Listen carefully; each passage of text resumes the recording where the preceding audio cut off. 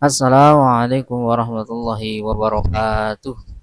Pada video kali ini kita akan membahas tentang mengenal tentang apa itu videografi.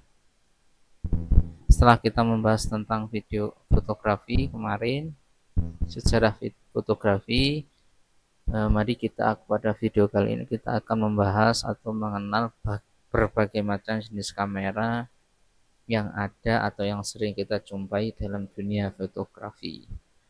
Dengan perkembangan yang sangat pesat, dunia fotografi itu semakin tahun semakin berkembang sehingga muncul jenis-jenis kamera yang memiliki keunggulan dan karakteristik yang unik sehingga kita dapat memilih mana kamera yang ingin kita gunakan. Baik, kamera yang pertama yaitu DSLR, singkatan dari Digital Single Lens Reflex, adalah kamera jenis lensa tunggal menggunakan cermin untuk mengarahkan cahaya dari lensa ke jendela bidik. Kamera ini punya karakter yaitu besar dan kokoh sehingga jika dikasih lensa besar sangat seimbang. Nah, jadi kamera DSLR ini adalah kamera digital yang dimana untuk menghasilkan suatu gambar dia memerlukan sebuah lensa kemudian dikirim ke cermin yang ada di bodinya kamera ini, kemudian dipantulkan menuju ke viewfinder, kemudian tersimpan pada memory card. Dan memori ini dan kamera jenis DSLR ini adalah seri yang kita jumpai yang banyak orang. Dan adapun kamera DSLR ini memiliki banyak lensa yang bisa digunakan. Jadi kamera DSLR itu dapat digunakan atau diganti dengan lensa ukuran 500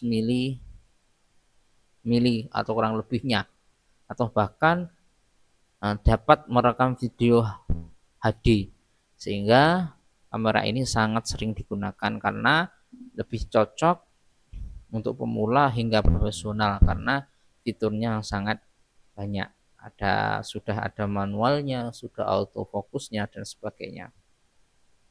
Kelebihan dari DSLR yaitu fleksibel dalam penggunaannya, artinya penggunaannya mudah sekali, cukup tahu tentang dasar-dasar fotografi, kita dapat menggunakan DSLR. Bahkan seandainya tidak pernah belajar fotografi pun, di sana ada settingan auto yang dimana nanti kamera akan menyesuaikan sendiri.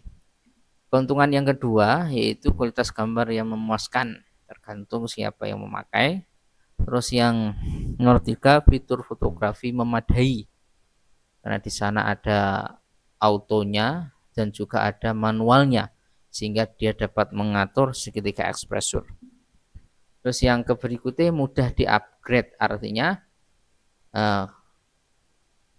bodinya kamera itu cukup satu, nanti lensa untuk menjadi lebih cerah atau lebih lensanya bisa digonta-ganti sehingga mudah diupdate.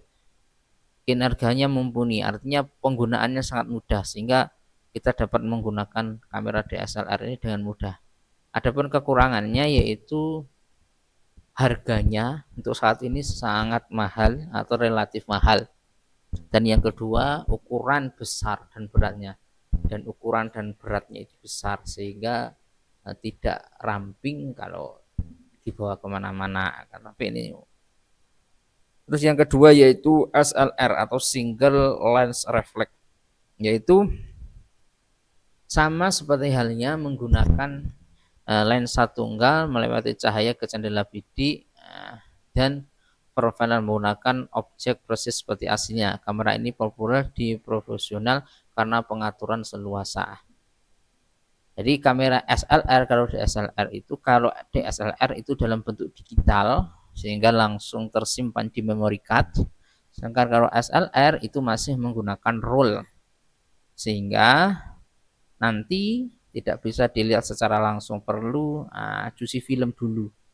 Dan kelemahannya yaitu tidak bisa dihapus atau diedit secara langsung dan masih menggunakan roll film. Akan tetapi DSLR itu mudah ada pengaturan manual juga sama seperti DSLR. Perbedaan dari SLR dengan DSLR, kalau SLR itu masih menggunakan film, hasil outnya itu berupa fisik, tidak bisa dihapus dan diedit langsung.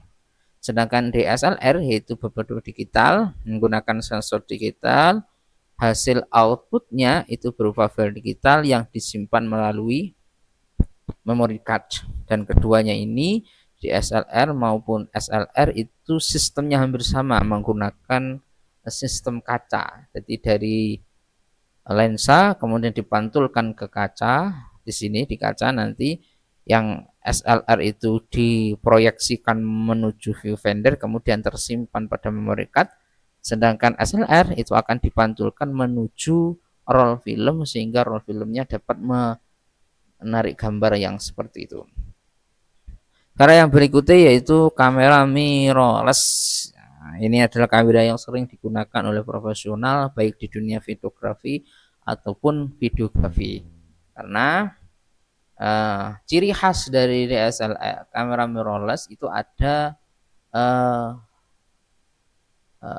LCD-nya yang dapat digerakkan kanan kiri dan sebagainya. Dan ini kamera mirrorless itu tidak memiliki cermin atau lensa langsung menuju ini, tidak ada cermin sama sekali dan dia tidak mempunyai viewfinder. Artinya bahan untuk mengintip itu tidak ada. Nah, jadi meskipun ada bentuknya viewfinder itu bukan berarti viewfinder itu hanya monitor kecil yang dipindahkan ke itu. Terus adapun ke adapun ke Adapun kelebihannya dari kamera mirrorless itu adalah kecil, ringan, dan mobilitas tinggi. Artinya dapat dibawa kemana-mana, fleksibel, kecil. Dan pengaturannya sederhana, adapun hasilnya itu hampir sama dengan DSLR. Dan keuntungan yang lainnya yaitu adalah fokusnya cepat. Karena kamera mirrorless itu memiliki sistem fokus yang sangat cepat sehingga dapat mengakses begitu cepatnya, maka cocok untuk videografi. Dan lensanya juga dapat digonta-ganti seperti halnya DSLR kemarin, ke DSLR yang tadi. Dan keuntungan yang berikutnya yaitu bodinya kecil dan ramping sehingga mudah digunakan. Adapun kekurangannya dari kamera mirrorless yaitu gambar di jendela bidik itu berbalik horizontal, menyulitkan peimbangan bagi pemula untuk objek keras, sehingga untuk yang pemula saat menggunakan DSLR mirrorless itu sangat kesulitan. Berikutnya nomor 4 yaitu point shoot, adalah kamera otomatis menggunakan kecepatan rana ISO, fokus secara mandiri, memiliki flash internal sistem pencahayaan, dan ini cocok.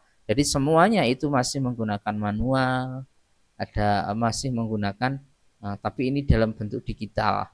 Kalau yang mirrorless DSLR itu bentuk digital menggunakan kartu card. Nah, kartu sini itu hampir sama dengan DSLR dan mirrorless.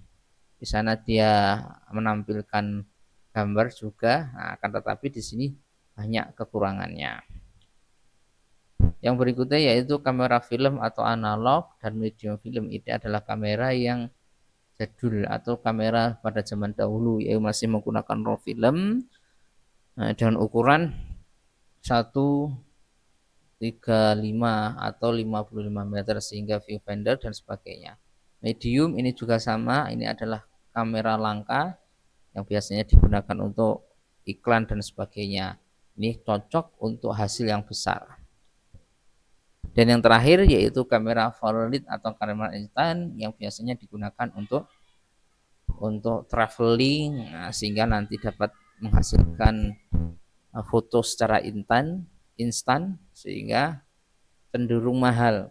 Akan tetapi ini yang kelemahannya, kameranya mahal, kertasnya juga mahal, dan kinerjanya kurang baik apabila kurang cahaya. Jadi ini ada sebagian kecil kamera yang sering kita jumpai. Sebenarnya ada banyak tentang kamera, yaitu seperti action cam, CCTV, atau kamera yang lainnya.